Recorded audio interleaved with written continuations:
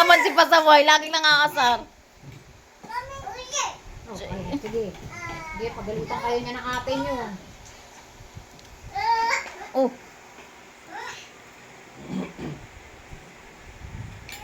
Jay, just play with Lucas.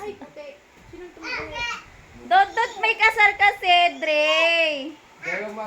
Mapangasar kasi si Dre. Ay, don't up there. Ay, walang maghahabulan sa hagdan. Ayan na, disaster na nga. Ayan na, nagbatuhan na nga. Lumanap. Nadagdagan pa ng isa. Wala pa yung sa atin dyan, di ba? Wala ka ba, nabalik.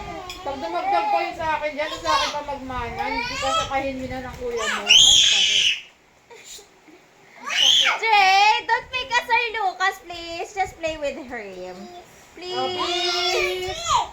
Play. No, do not asar, ha? Huwag mang asar, Jay, ha? Pang-asar to si Dre, eh. Jay, play with Lucas. Just play. Don't make pokpok may salamin, ha? No.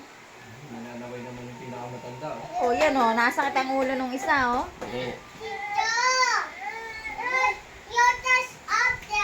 Lucas, go down here. Like mag-English now. Lucas! Lucas!